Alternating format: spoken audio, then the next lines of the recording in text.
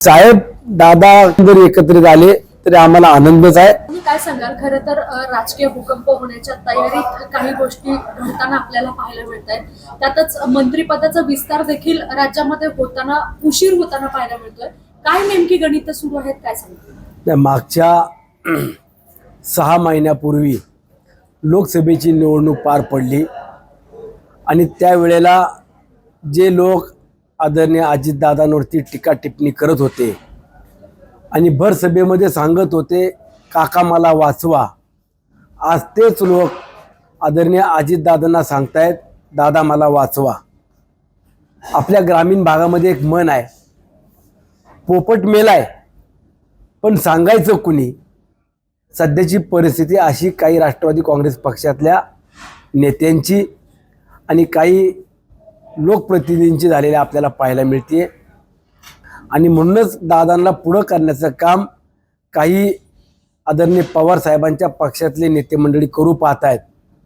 आणि मला एवढं सांगायचं आहे की उद्याच्या काळामध्ये राष्ट्रवादी काँग्रेस पक्ष हा एक संघ होत असेल, एकत्रितपणानं जर सगळेजण हातात हात घालून काम करत असतील तर आम्हाला देखील आनंद आहे.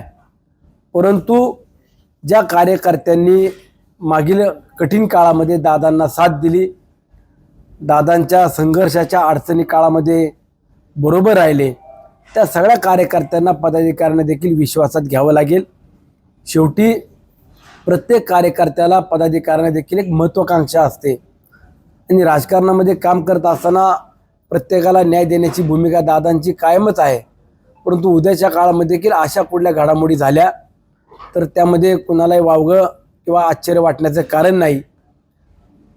परंतु पक्ष हा राष्ट्रवादी काँग्रेस पक्ष आदरणीय अजितदादांच्या नेतृत्वामध्ये वाटचाल करत असताना हा आमचा पक्ष देखील मोठा होतोय, अनेकांना संधी या ठिकाणी मिळणार आहे, त्याचंच आम्हाला समाधान आहे.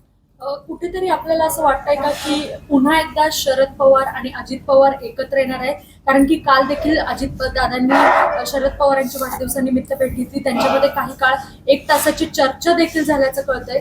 एकत्र येण्याची काही चिन्ह आहेत का? यामध्ये मी सांगितलं, परत तुम्हाला सांगतो की जे मंडळी मागच्या 6 महिन्यापूर्वी दादांवरती टीका टिप्पणी करत होते, भर सभेत सांगत होते की काका मला वाचवा, अशी दादांची परिस्थिती आहे. आज तेच मंडळी दादांना भेटून सांगतायत दादा आम्हाला वाचवा.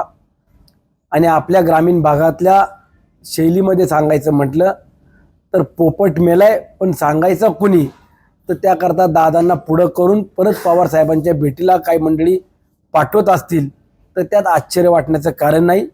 परंतु कालचा दिवस हा थोडा वेगळा होता. 12 तारखेला आदरणीय साहेबांचा वाढदिवस जन्मदिवस होता आणि त्या निमित्तानं सर्वच जुने जाणकार सहकारी दादा आणि त्यांचा सर्व परिवार हा देखील साहेबांना शुभेच्छा आणि आशीर्वाद घ्यायला त्या ठिकाणी गेलेला होता. परंतु ज्या काही घडामोडी होत आहेत त्यामध्ये कुणालाही वावगं किंवा आश्चर्य वाटण्याचं कारण नाही. उद्याच्या काळामध्ये आदरणीय दादांच्या नेतृत्वात राष्ट्रवादी काँग्रेस पक्ष हा मोठा होत असेल, आमच्या पक्षाची वाटचाल ही राज्यापासून केंद्रापर्यंत जर एका मजबूतीने होत असेल तर त्यामध्ये जे कोणी येतील त्यांचं आम्ही स्वागत करूच. परंतु फक्त लाभाच्या पदाकरता न येता त्यांनी पक्ष संघटनेसोबत राहायला पाहिजे, एक संघ राहायला पाहिजे आणि पक्षाला कसे चांगल्या सर्वसामान्य कार्यकर्त्याला न्याय देता येईल ही भूमिका आणि अपेक्षा त्यांच्याकडे देखील सर्वांचीच असणार आहे. तुम्हाला काय वाटतंय, काही एकत्रित यायला पाहिजे? साहेब दादा किंवा प्रफुल्लभाई असतील, तटकरे साहेब, भुजबळ साहेब, हे सर्वजण जरी एकत्रित आले तरी आम्हाला आनंदच आहे.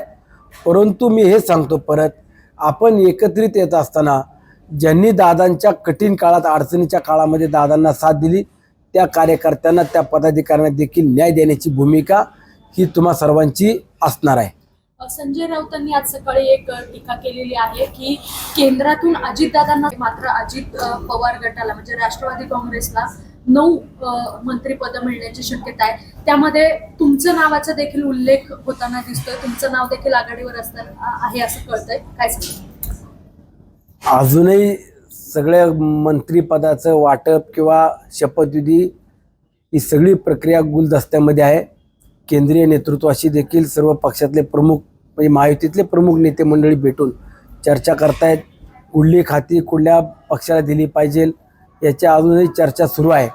आणि राष्ट्रवादी काँग्रेस पक्षाला सुरुवातीच्या काळामध्ये आम्ही 12 जागा मिळाव्या अशा पद्धतीने देखील आमच्या नेत्यांनी आग्रह धरला होता. परंतु आजचं संख्याबळ पाहता किंवा एवढ्या मोठ्या संख्येनं महायुतीमध्ये एक भरभक्कम अशी महायुती ज्या वेळेला आपली गठीत झाली त्यावेळेला अनेक नेते किंवा जुने जाणकार देखील या विधिमंडळामध्ये निवडून आले आहेत. आणि त्यात भारतीय जनता पक्षाचा मोठा सिंहाचा वाटा आहे. त्यांची संख्या देखील मोठी आहे. त्यामुळे त्यांना अधिकच्या जागा देणं, त्यानंतर शिवसेना आणि नंतर राष्ट्रवादी काँग्रेस पक्ष, त्यात राष्ट्रवादी काँग्रेस पक्षाला किमान 10 जागा मिळाल्या पाहिजे अशी मागणी आम्ही देखील आमच्या वरिष्ठ नेत्यांकडे करतो आहे, महायुतीतल्या प्रमुख नेत्यांकडे करतो आहे. आणि उद्याच्या काळात 10 जागा जरी मिळाल्या तरी सिनियर मंडळी जे आहेत त्यांना पहिलं प्राधान्य दिलं जाईल आणि नंतर मग नवीन किंवा युवक युवतींना देखील त्यामध्ये संधी मिळणार आहे अशा पद्धतीने दादांनी देखील सांगितले. परंतु सर्वस्वी अधिकार हा आदरणीय दादा असतील, प्रांताध्यक्ष तटकरे साहेब, प्रफुल्लभाई, भुजबळ साहेब या सर्वच नेत्यांचा हा अधिकार आहे. तो जो काही निर्णय घेतील त्या निर्णयाचं आम्ही स्वागत करूच. वर्षी सगळ्या नवीन चेहऱ्यांना मी संधी देणार आहे, जुने जे आहेत त्यांना थांबवणार आहे आणि आता नवीन चेहऱ्यांना संधी देणार आहे. त्या नवीन चेहऱ्यामध्ये तुम्ही देखील असण्याची शक्यता आहे. मला जर संधी मिळाली तर नक्कीच मला आनंद आहे, समाधान आहे. परंतु मी परत सांगतो, शेवटी राजकारण आहे. राजकारणामध्ये जोपर्यंत आपण कुठलंही नाव चर्चेत आलं किंवा मीडियाच्या माध्यमातून पुढं आलं तरी जोपर्यंत त्या नावाची घोषणा होत नाही आणि जाऊन प्रत्यक्षात शपथ घेत नाही तोपर्यंत तरी कुठल्याही प्रकारचं मंत्रिपद हे मिळालं आहे किंवा मिळणार आहे हे सांगू शकत नाही. देश विदेशातील प्रत्येक घडामोडींचे लाईव्ह अपडेट मिळवण्यासाठी आता साम टीव्हीच्या सर्व सोशल मीडिया प्लॅटफॉर्मला लाईक, फॉलो आणि सबस्क्राईब करा. तसंच सर्व नोटिफिकेशनसाठी बेल आयकॉन प्रेस करायला विसरू नका.